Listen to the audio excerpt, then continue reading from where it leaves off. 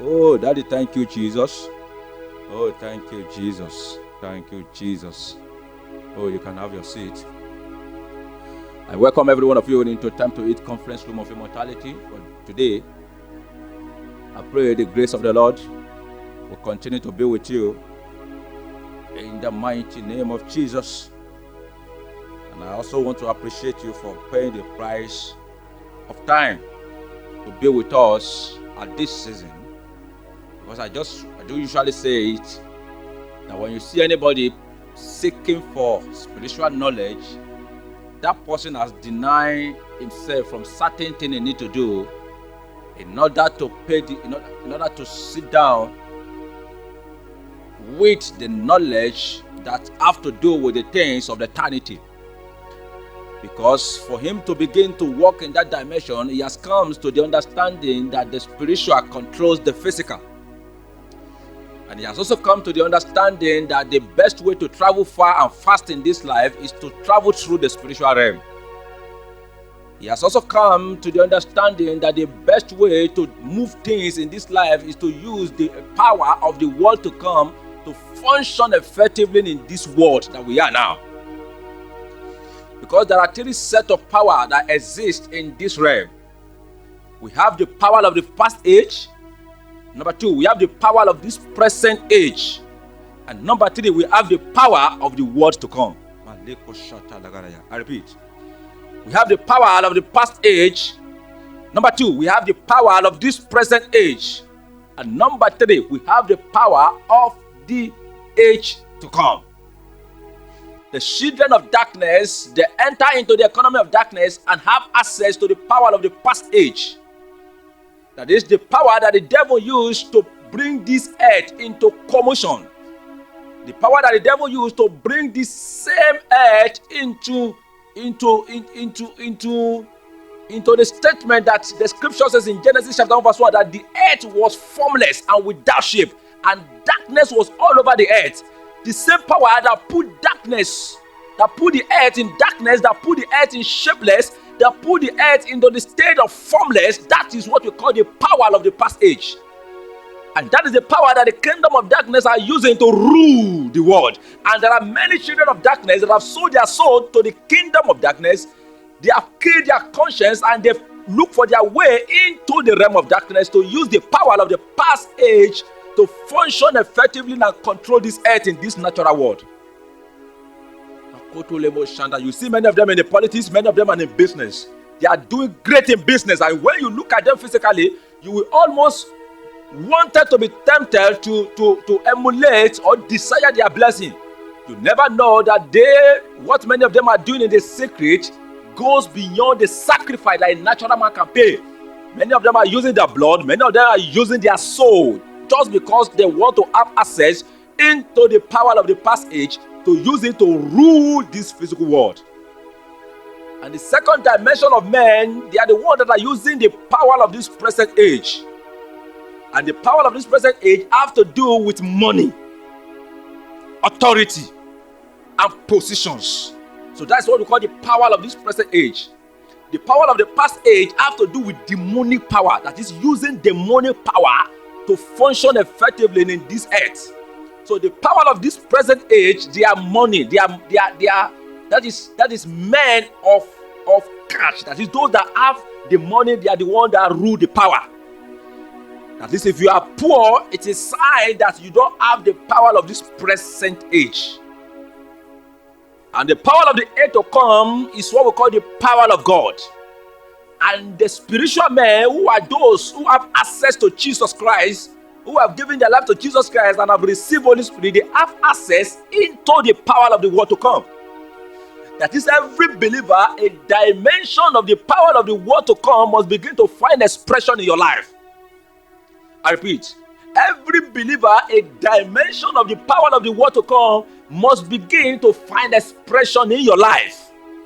Either in time of power or in time of wisdom. That is, in time of supernatural power or in time of divine wisdom. So if any of these three dimensions of power is missing in your life, I'm using this opportunity to tell you that you may likely be the slave of this earth. If you don't have the power of the past age, you don't have the power of this present age, which is money and authority, and you don't have the power of the age to come, which is the power of God. And then I ask you, what are you living for?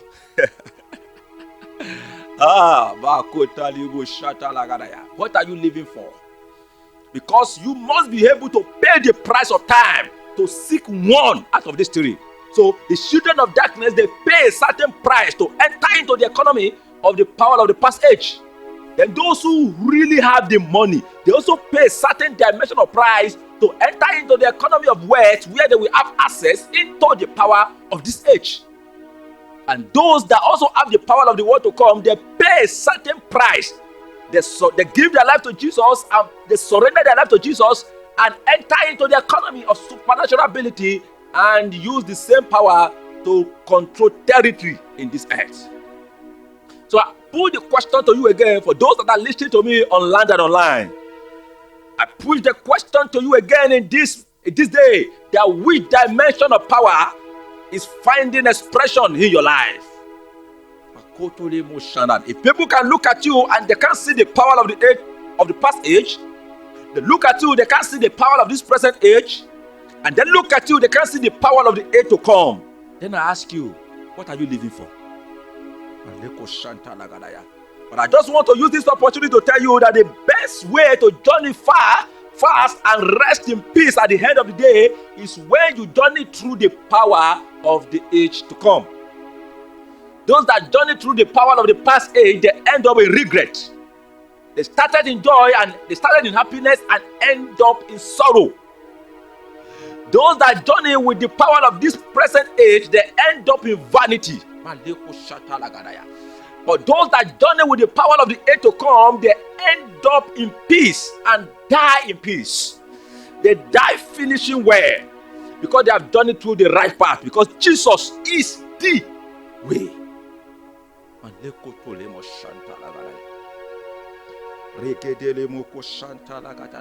So you will not begin to ask, so why do we need a certain dimension of power to move effectively in this earth with joy? Permit me to first establish this certain fact in your heart.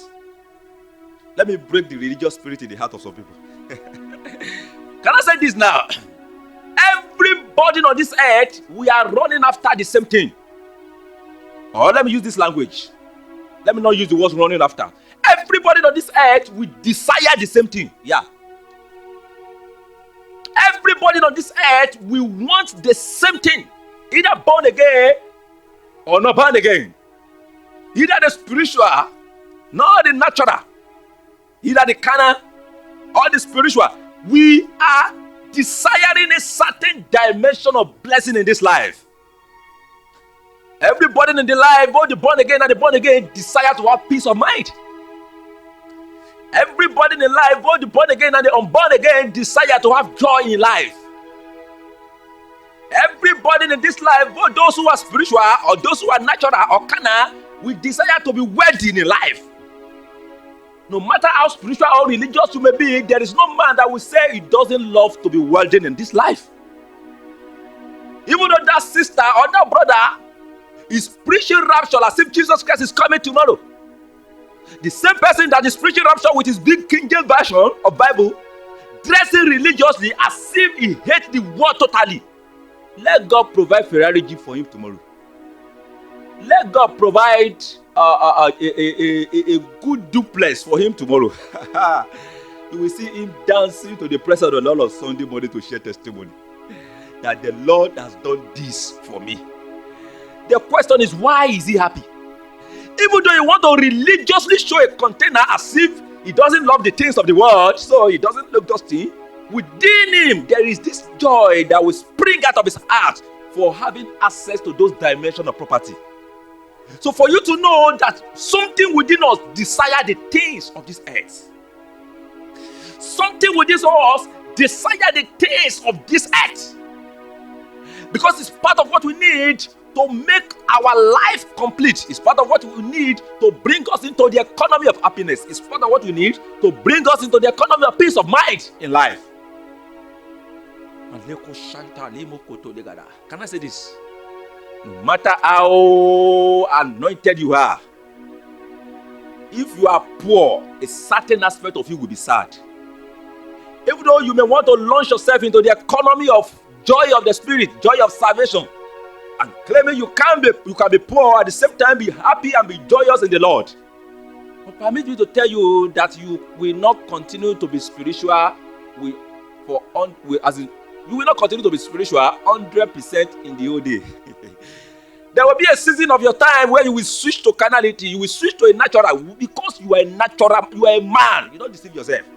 We are not a spirit being. We are men of the Spirit. I repeat, we are not a spirit being, but we are men of the Spirit. So there is difference between being a spirit being and being a man of the Spirit. So being the fact that you are still a man, there is tendency for you to think like a man. There is tendency for you to operate and move like a man. Because there's one thing to move like a man, there's another thing to move in flesh. Moving like a man doesn't mean you are moving in flesh. It means you are moving like a natural man. You are thinking like a natural man. So even though you try to be spiritual, you are in the presence of the Lord. For one day you don't eat, you don't drink, and you don't have money. There is tendency for you to come out of the presence of God when you look at your kitchen and you discover that the only thing that you have there is Gary. No matter the beautiful song, there must be something in your heart that we pray to God. God, provide for me. So I'm saying this, I'm citing all this example to come to a conclusion of a certain fact that everybody, both the born again and the unborn again, there is certain thing that we desire in this life. We desire harmony. We desire peace. We desire joy. We desire wealth. No matter how spiritual you may be, we desire those things. But what makes us to be different from each other is the way we get them. One, and how we pursue them. I repeat, what makes us to be different from each other is this way we have those things and the way we run after them. That is the way we seek them. So if you are serving God and you don't have a reward, there won't be joy to serve the same God. You know, some people say, I'm not serving God for reward. Can I say this? Come down. Come down. Be sincere within the conference house of your spirit. There is a certain reward that gives us joy, that gives us happiness in pursuing this God. So if you are running after the same God and there is nothing good that is happening about your life, there will be weariness of heart to pursue the same God again. So God has designed a system of this earth for it to be in a check and balance of a sowing and reaping, to be in a check and balance of doing something and getting something. That is, you sow something and reap something. So I want to establish a certain fact that there are certain different facts for people on this earth. And what brings us into the category of this same set is the way we seek one thing. That is, all of us desire one thing, but the way we seek it is what different from each other. So the question of how to get those things that all races are seeking for bring men into different categories. I repeat, the question of how to get those things that all races are seeking for bring the men into different category. And the first men that we have under this category, they are those set of people that are seeking it to get it. That is, they use all their time, all their energy to seek that same thing. They are not using any means to get it. They are seeking it by running after it. That is, they are seeking for money by running after money. They use their common sense, use their energy, use their ability within them, within the conference of their time, and use all their time to seek this same thing. And the scripture called them the Gentiles. Matthew 6, chapter 33, 34. He said, don't seek it as the Gentiles seek it.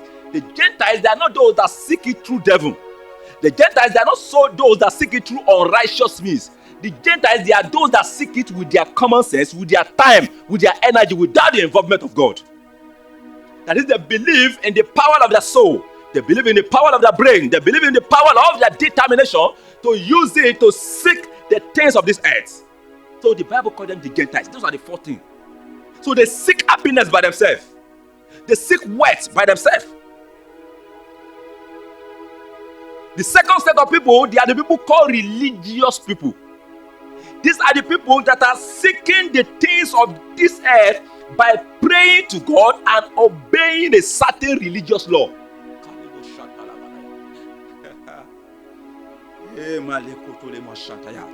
The Gentiles seek it by running after it.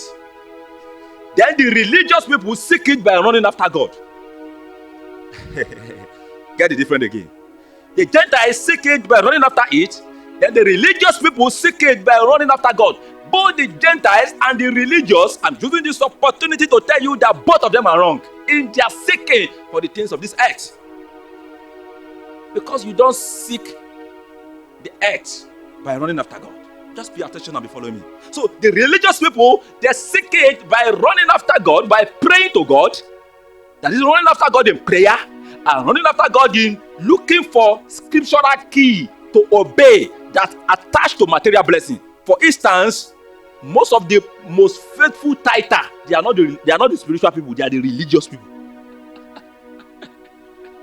I repeat, the most faithful tither, they are not the spiritual people, they are the religious people. And the reason why they are paying tithe is because of the love of open heaven and the fear of Deborah.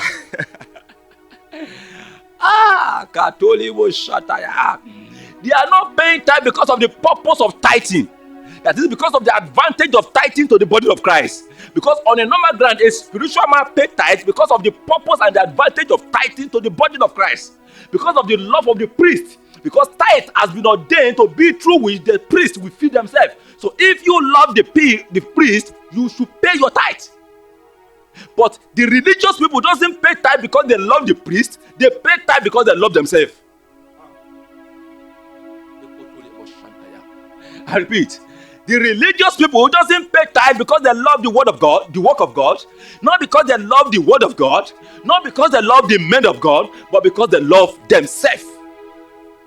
I repeat, the religious people doesn't pay tithe not because they love the work of God, not because they love the law of God, not because they love the men of God, but because they love themselves. So the major scripture they hold on to is Malachi, because the least scripture you should hold on to when it comes to tithing is Malachi. I'm telling you, it's Malachi. Because if we want to stand on the template of Malachi, a believer doesn't need to pay tithe. If we want to stand on the template of Malachi, because we are not under that curse of the law anymore. But a believer needs to pay tithe because of the purpose of the tithe, not to your life, but to the body of Christ. But the religious people obey scripture not because they love obedience, but because they love the reward of obedience. Okay. So they seek God in prayer not because they love praying, but because they love the reward of prayer. That's the religious people. So the believer, the Gentiles seek it to have it. Then the religious people seek God to have it. Now the third set of people. These are the set of people that seek power from the kingdom of darkness to use it to get the things they want on earth. So they desire peace also, they desire security, they desire harmony, they desire happiness, they desire wealth. But in order for them to have those things, they launch into the kingdom of darkness and use the power of darkness to get those things. We call them the children of darkness. The first one are the Gentiles. The second one are the religious people. The third one are the children of darkness. That is, these are the set of people that enter into the economy of darkness and use the power of darkness to get the things they want on this earth. Why this first set of people, they are people that follow the unrighteous means to get it. We call them worldly people. Okay. There are difference between the worldly people and the children of darkness. The children of darkness use the power of darkness to get the things of this earth. The worldly people doesn't use the power of darkness. They use the power of unrighteousness to get it. They lie to get it. If possible, can I even say the key? Yeah, the key to get it.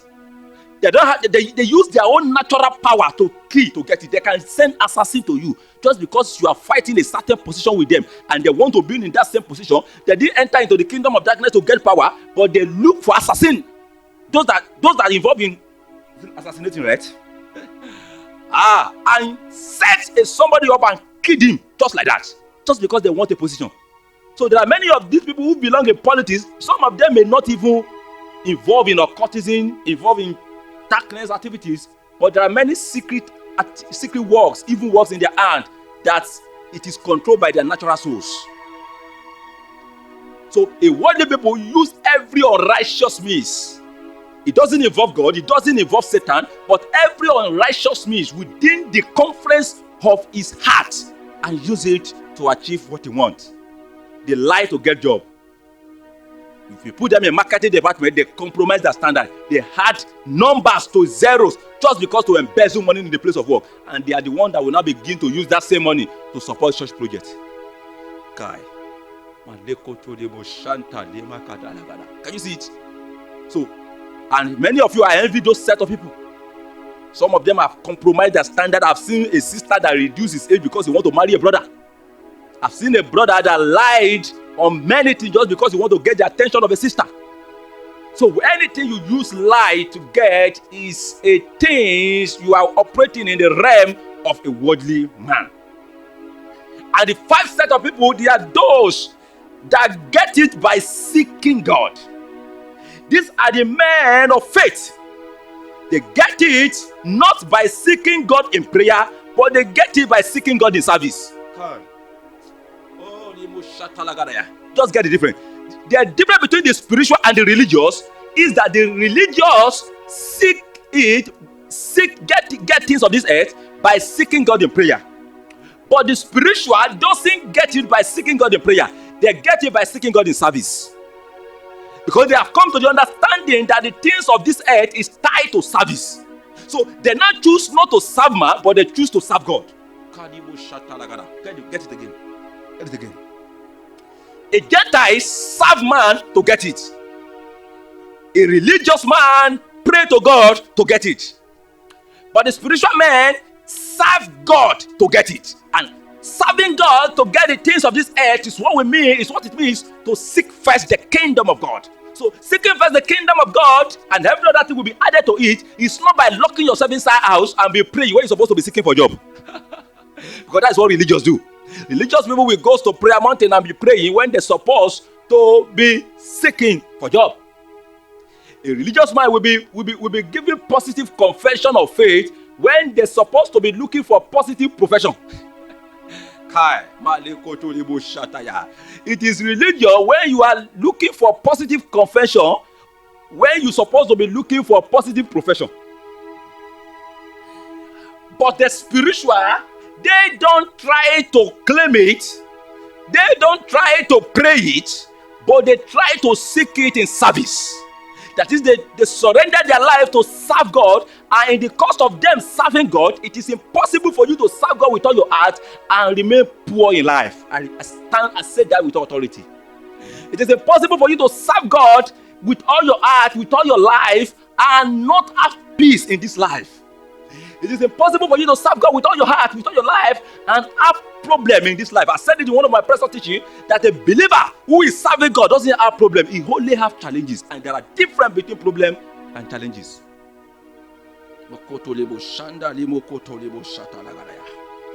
So now look, just pay attention now. Let me give you practical difference between a religious man and a spiritual man, because many people doesn't know where they belong. There are many people who are seeking God religiously and they think they are seeking God spiritually. And when you are seeking God religiously, you are the kind of the people I'm talking about that are seeking God just because you want the things of this earth. So you are not seeking Him in prayer, you are seeking Him in fasting, you are seeking Him in confession of faith just because you want the things of this earth. You are seeking Him in obedience, not because you love obedience, not because you have the nature of obedience, but because you want the material things of this earth.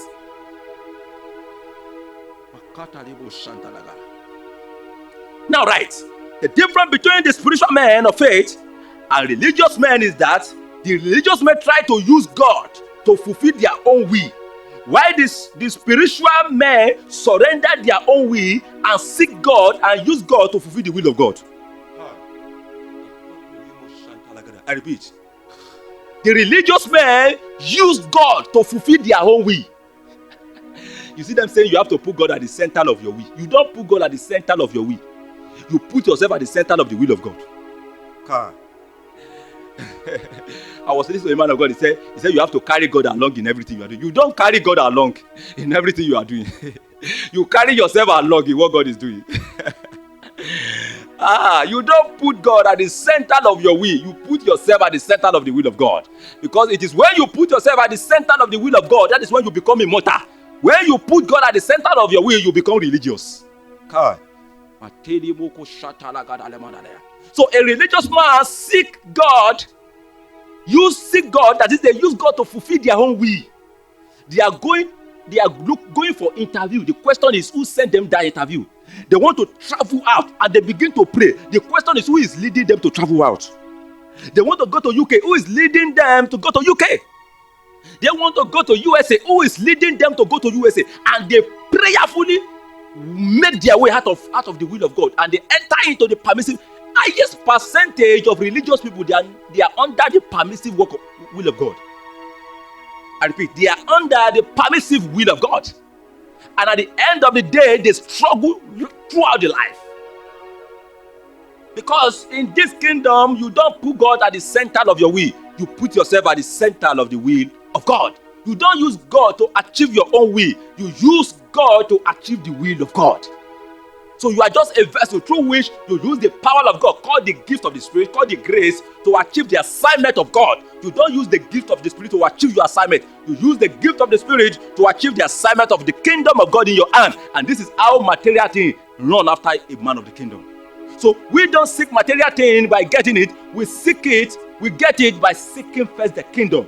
And seeking first the kingdom is not locking yourself inside house and be praying for things. It is seeking God in service, using the power of God available in your life to serve the kingdom. And as you are doing that, there is tendency for those that your grace is affecting to begin to pay back. That's just the protocol. That's number one. Number two, the religious people focus on fasting and prayer to get the things of this earth, while the spiritual people use service to get the things of this earth. I repeat. The religious people focus on fasting and prayer. They focus on confession of faith to get the material things of this earth. But the spiritual people use the service to get the material things of this earth. Because the law of the Spirit is that when you are solving problem, you can't be poor. I repeat. The law of the Spirit is that when you are solving problem in this life, you can never be poor. You can't be poor. Because where there are problems, there are possibility of prosperity hidden in it. So, and the grace of God upon your life is released upon your life, into your life, to solve a certain problem on this life. Personally, there is a certain problem I'm solving in this life, and those that are listening to me now, I am part of those that are solving a certain dimension of problem of ignorance in your life. And because of that dimension of understanding and the dimension of the treasure available in my life, I know within myself that I can never be poor. Because I said it in one of my series, that there are three ways of knowing whether you can be poor in life. It's either you look at the environment, maybe you are in UK and you just look at the environment and said, I can't be poor, by the resources in the environment. Number two, by looking at the scripture, look at what the word of God said concerning you and say you can't be poor. But the highest percentage of it is when you look within you and know you can't be poor. That is, you look at the treasure that God has deposited in you and you say within yourself that I can never be poor. Can we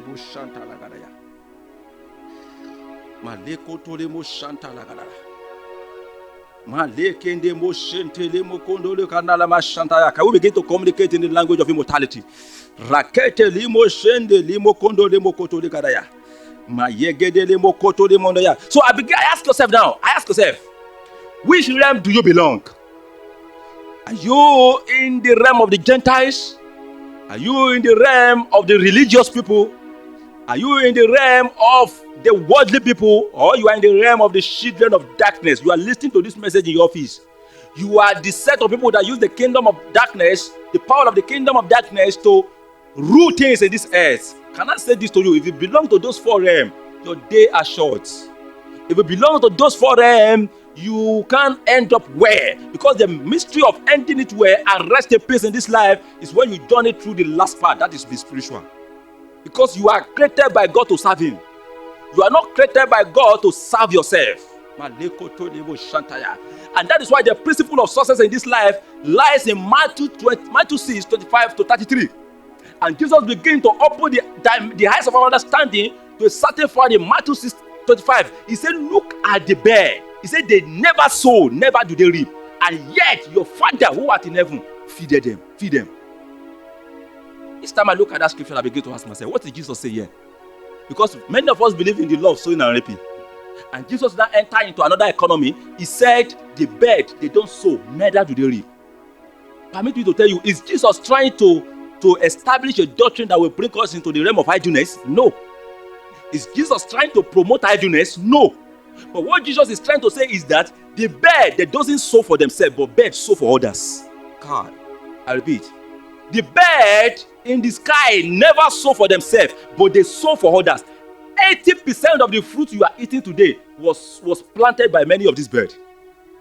80% of the mango tree that you are seeing around us was planted by many of these birds.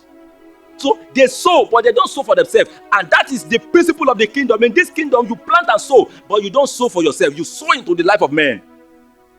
So when you are sowing into the life of men, God will surely raise men to fulfill the things that you need in life. And that is just the order of Matthew 6:33. So Matthew 6:33 is not saying that you should be idle. Matthew 6, 25 to 33 is not saying that you should be idle. It's trying to say that you are to live for the kingdom. That is, you are to live by serving God, and you serve God by serving others. So when you are living to serve others, definitely God will raise man that will stand in gap and begin to use their resources, and begin to use their gift, and begin to use their talent, and begin to use their time to serve God in your life. And this is the protocol of ordination that God has put in place for us to attain the material things of this earth. And if you are not following the principle of Matthew 5 to 23, I'm using this opportunity to tell you that it's either you are Gentiles, it's either you are worldly men, it's either you are religious men, or you are children of darkness. And I pray God will bless you in the mighty name of Jesus.